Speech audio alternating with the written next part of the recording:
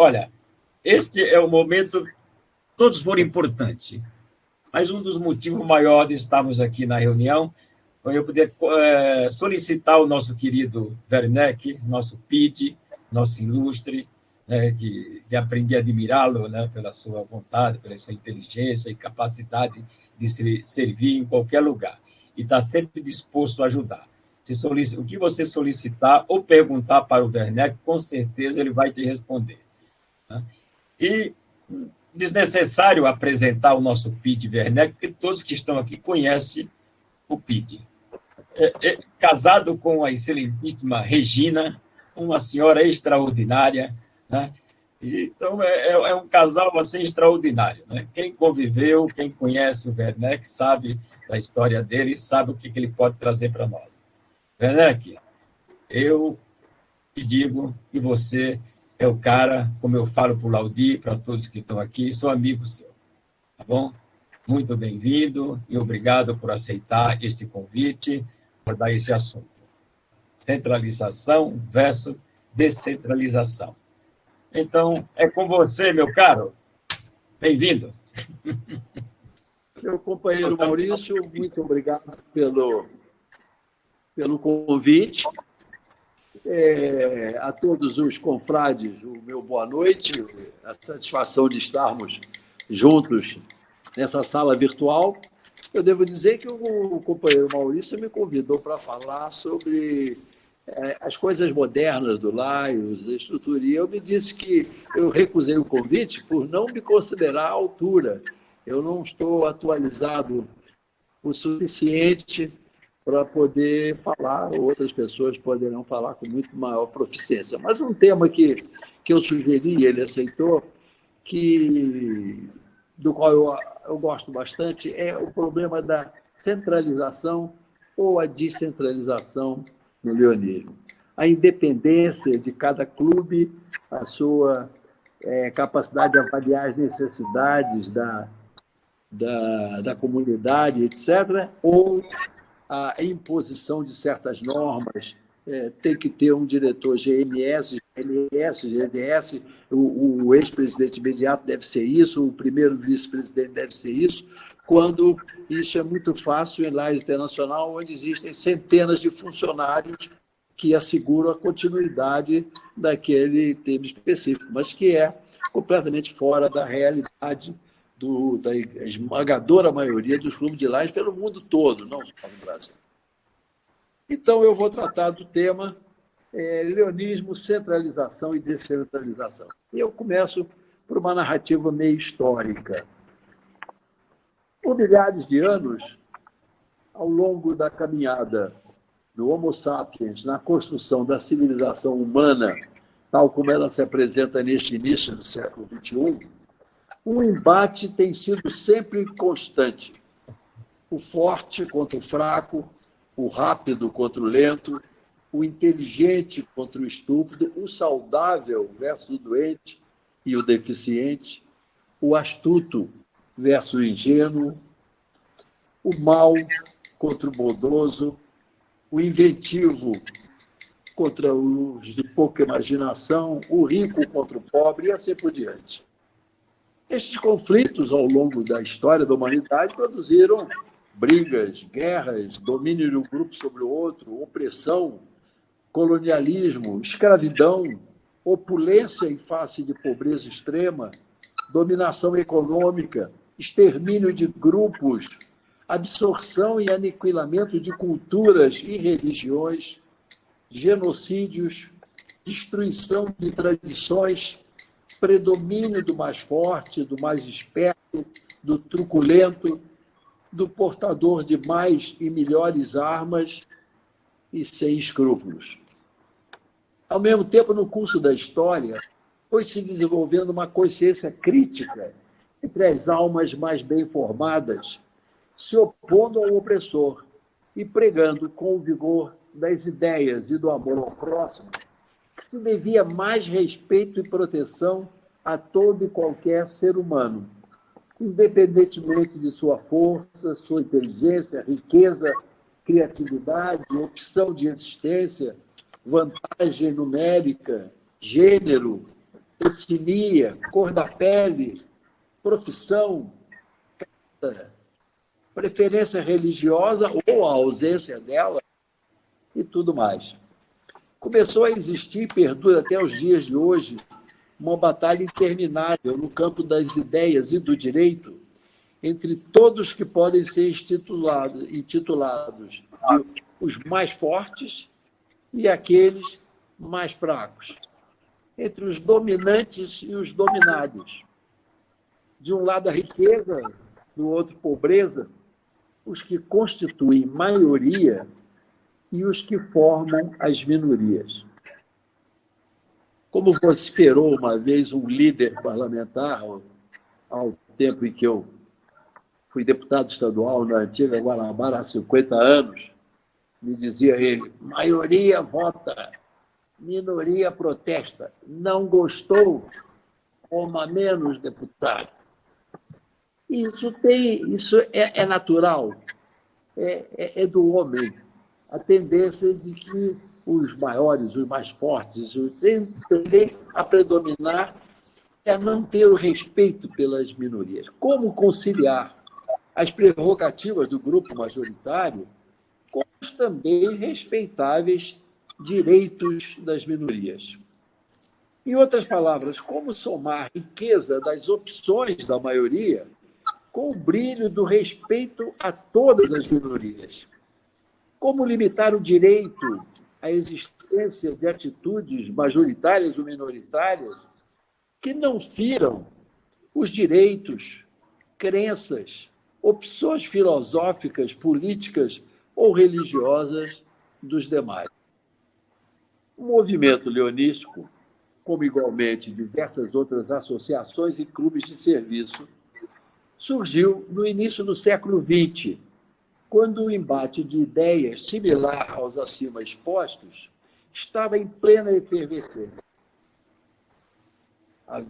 Havia ocorrido a Revolução no mundo soviético, a Primeira Guerra Mundial, e sentia-se, então, a importância de os cidadãos mais bem aquinhoados por sua natureza, por sua herança cultural, por seu êxito profissional, patrimônio, compensarem e equilibrarem este acervo herdado ou conquistado por energia.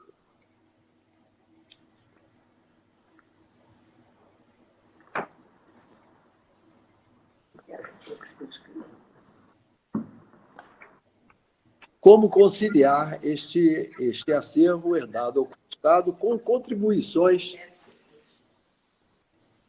para a melhor qualidade de vida nas comunidades em que moravam ou exerciam suas atividades e o bem-estar de seus habitantes? Como melhorar, como aperfeiçoar a qualidade de vida? A ideia dominante era, pois, a total descentralização, cabendo a cada Lions Club o avaliar quais as necessidades mais importantes de suas comunidades, como angariar os recursos necessários ao atendimento destas carências e de que forma aplicá-los. Para se evitar que temas estranhos ao servir as comunidades fosse prejudicado pelo bom relacionamento e o respeito e o companheirismo entre os associados dos clubes, ficou estabelecido que aos leões era vedado tratar de assuntos relacionados à política partidária e ao sectarismo religioso. Estabelecia-se, assim, um ambicioso movimento, que se denominava internacional, mesmo quando ainda se limitava a algumas dezenas de células no território de um só país, os Estados Unidos da América. Suas bases eram claramente a independência de atuação dos clubes, seu foco no território de sua localização e a ênfase na necessidade de permanente confraternização dos leões, que eram os agentes do serviço comunitário. Na estrutura organizacional de cada célula, atribuía-se à figura do presidente a representação externa e a coordenação interna, com o auxílio dos vice-presidentes dos membros da diretoria e das comissões administrativas. A ação externa, com a missão de identificar os problemas e carências da comunidade, elaborar projetos para solucioná-los e incitar ações para implantá-los, cabia às comissões de atividade. Era, portanto, um plano de melhoria das comunidades de forma basicamente descentralizada. As circunstâncias, com o passar do tempo, foram conclamando os leões a também colaborar em campanhas de âmbito nacional e até internacional. Primeiro, sobre o impacto da Primeira Guerra Mundial, e quando o leonismo era apenas estadunidense, houve um apelo para colaborar no esforço de guerra. Mais tarde, em resposta à eloquente convocação de Helen Keller, nos tornamos os paladinos dos cegos e agentes da preservação da visão e apoio aos cegos. E muitos Lions Clubs, não todos, se dedicaram a projetos como os da Bengala Branca, instrumentos para deficientes visuais, formação de cães-guia e etc. Foram os primeiros ensaios de centralização, globalização de objetivos, mas sempre com adesão opcional e execução majoritariamente descentralizada. Após o primeiro cinquentenário da Associação de Lions Clubs, já agora realmente internacional, surge a Fundação Internacional de Lions Clubs, a LCIF, um projeto de extensão mundial concebido com base numa centralização de recursos, arrecadação em todo o mundo, mas, logicamente, com a contribuição consideravelmente maior nos países de leonismo mais pujante e população mais rica, para aplicação desses recursos em projetos maiores e necessidades emergenciais, também em todo o mundo, mas, como seria de se esperar, principalmente nos territórios mais carentes, de população com menor renda, onde estivessem presentes um ou mais clubes, que é o caso da América Latina e do Brasil. Em suma, a arrecadação de recursos, a aprovação de projetos, a prestações de contas, tudo pela cúpula de LCIF, são centralizados. Mas as tarefas de angariar doadores, elaborar os projetos, aplicar as subvenções e prestar contas, ficam a cargo dos Lions Clubs e distritos recipientes, descentralizadamente. De qualquer forma, a participação ou não de tal engrenagem centralizada, centralização, descentralização, essa engrenagem, continua inteiramente opcional e voluntária. Os Lions Clubs permanecem, todos eles, inteiramente livres para fazer ou não parte desse sistema. Como cada leão tem a liberdade de contribuir ou não com seu tempo e seus recursos na arrecadação de fundos para a LCIF. É uma questão democraticamente aberta à consciência, disponibilidade, convicções e recursos de cada associado e de todos os Lions Clubs. Pode parecer que eu sou contra a LCIF. Eu sou o maior contribuidor individual do nosso distrito em todos os tempos e o meu clube, fundado há 20 anos, no qual eu fui padrinho físico, fundador, ex-presidente e atual tesoureiro, é o maior contribuidor até hoje no distrito L3 e depois LC1 de LCIF. Nós somos engajados nesse projeto, mas respeitamos aqueles que não o são. Certa vez, em visita na companhia de outros leões a um fabuloso clube da América Latina, na minha opinião, o maior projeto que existe na América Latina, que é do Lions Clube Quito Central, que é proprietário de um enorme hospital, maior do que os estabelecimentos públicos da região, e se trata da capital do Equador, que ostenta o nome e o logotipo de Lions no prédio, e todos os jalecos dos médicos, dos enfermeiros, dos funcionários. E eu, visitando este clube, que tinha 96 associados na época, em companhia de outros leões, alguns falecidos, mas entre eles estava o ex-presidente do Conselho, Aurélio Pires, e eu perguntei, e quantos companheiros de Melvin Jones tem no clube? Ele disse, todos, porque nenhum aqui é inimigo de Melvin Jones. Na verdade, ele não tinha, porque eles alegavam que... Bom, já voltei. Nas últimas décadas, sem imposição, mas também sem consulta aprofundada, Lions Clubs International vem sugerindo fortemente a criação de certos cargos e a definição de algumas funções nas diretorias dos Lions Clubs, que, em muitos casos, não atendem às prioridades e às necessidades de muitos clubes, eu diria da maioria dos clubes, os quais detectam outras carências na comunidade ou estão engajados em diversos projetos que dispensam a existência de tais cargos e funções. Me refiro ao GMS, GLS, coordenador de LCF de clubes, de muitos clubes que não têm nenhuma tradição de participação,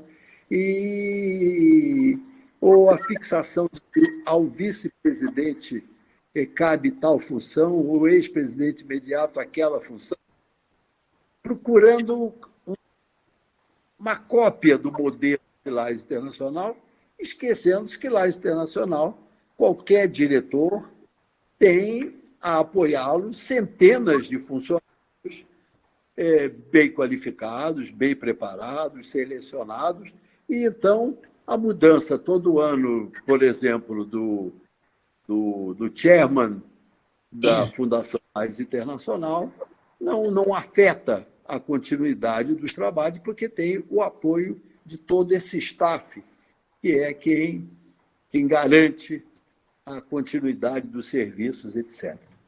Então, isso daí que é feito por dirigentes e por funcionários que não têm conhecimento da realidade e da extrema diversidade que existe entre os Lions do mundo todo, dentro de uma mesma cidade, quanto mais de regiões díspares, de países completamente de tradições e culturas muito, muito diversificadas. Tal como no mundo globalizado de hoje, a arte de liderar seres humanos livres, altruístas, motivados, interessados no progresso e na justiça, consiste em administrar corretamente o relacionamento interpessoal e reconhecer em cada um suas preferências, respeitando, acima de tudo, o indivíduo de qualquer gênero e etnia, com suas opções políticas, filosóficas, religiosas ou vivenciais. A grande missão do leonismo de servir as comunidades e atender às necessidades humanas e fomentar a paz, como diz a nossa declaração de missão, é melhor cumprida por leões e Lions Clubes se houver o justo respeito à individualidade de cada leão e à independência de todos os Lions Clubes, no seu direito inalienável de servir ao próximo da maneira que melhor lhe aprouver, quer atuando isoladamente ou em parceria com outros Lions Clubes ou outras empresas e associações e serviços públicos em cada projeto, de forma harmoniosa entre as afetadas, sem sanções ou alienação, granjeando em cada caso o mesmo respeito, consideração e reconhecimento. Ser um elemento ativo e eficiente e fazer seu semelhante útil e necessário, como nos pregava o grande presidente Sobral, atuando de forma livre, justa e democrática, é o que se deseja de qualquer leão e de sua atividade coordenada por um Lions Club.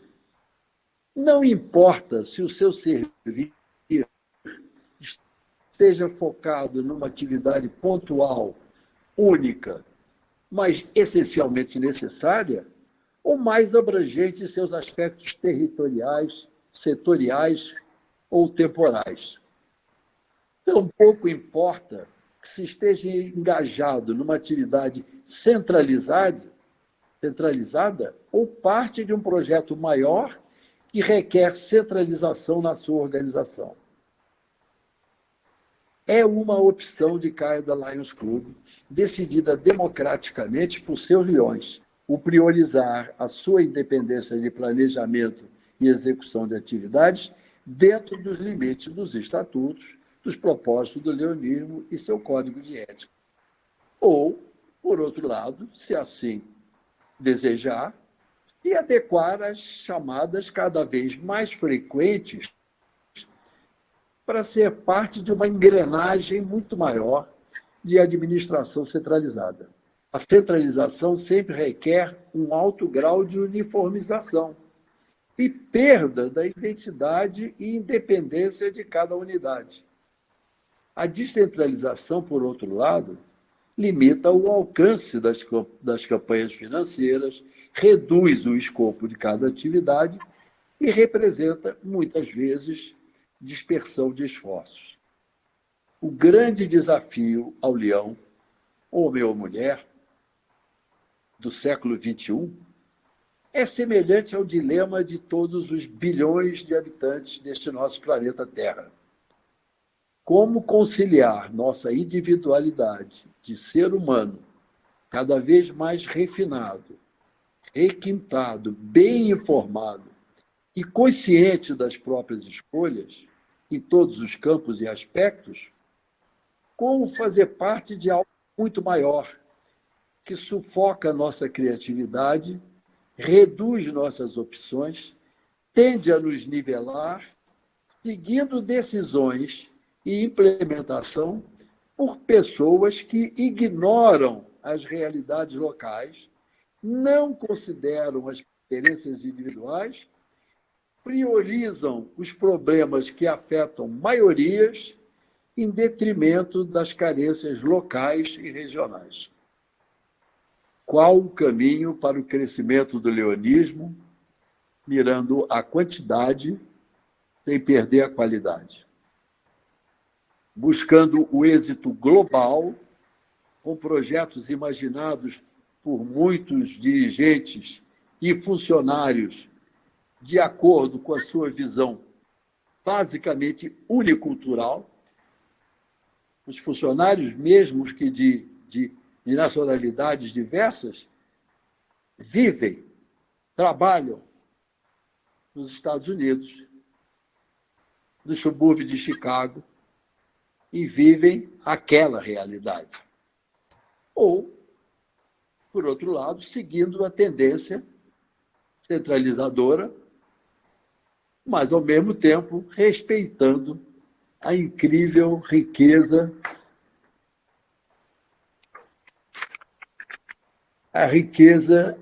e o mosaico de serviços executados por dezenas de milhares de Lions Clubs em mais de 200 de países e áreas geográficas e ao longo de mais de um século de existência. Eu penso que a resposta é fácil. Prossigamos na centralização, não olvidando jamais o tesouro representado no enorme acervo de realizações dos Lions Clubs, de forma independente, centralizada e descentralizada, que deram a milhões de leões de hoje e do passado a felicidade do companheirismo e a alegria de servir.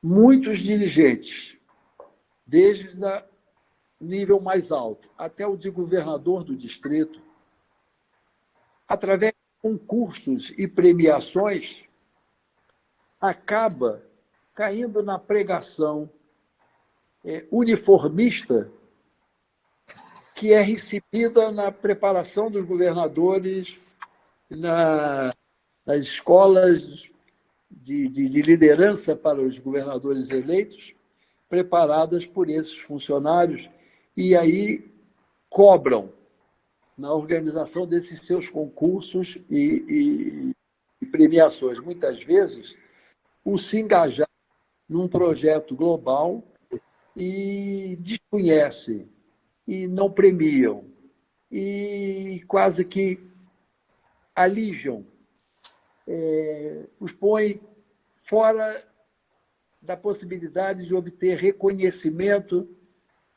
medalhas, diplomas, premiação de modo geral, aqueles que têm o seu projeto local, basicamente local, dentro das necessidades que entendem existir nas suas comunidades e dentro das possibilidades que cada um dos Lions Clubes e seus leões tem. É sobre esse dilema que eu gostaria que todos os leões do mundo todo refletissem para obter a maneira mais correta de conciliar o êxito global de grandes campanhas que dão um reconhecimento internacional à nossa associação e o seu vínculo ao mais fraco, o mais pobre, o mais necessitado, o mais vulnerável daqueles habitantes de sua pequena comunidade, seja ela de que tamanho for e de que riqueza for. É essa reflexão que eu convido a todos para que juntos tomemos. Muito obrigado pela atenção. Me desculpe aqui os problemas técnicos de quem não está tão habituado como, por exemplo, o Laudir, ao uso dessas ferramentas modernas, que a informática nos põe a rigor, mas para quem já é bisavô, como eu, e já está nos 85 anos quase, com uma vida dentro do Lions desde 1964, tem, com essas todas as deficiências que ao longo da vida a gente vai somando à nossa experiência. Junto com a experiência vem também um certo grau de desconhecimento. Obrigado a todos. Desculpe os contratempos, e é um prazer, quero registrar que foi um prazer voltar a esse bate-papo com os confrades da Pelions, a que eu já pertenço há alguns anos. Muito obrigado a todos.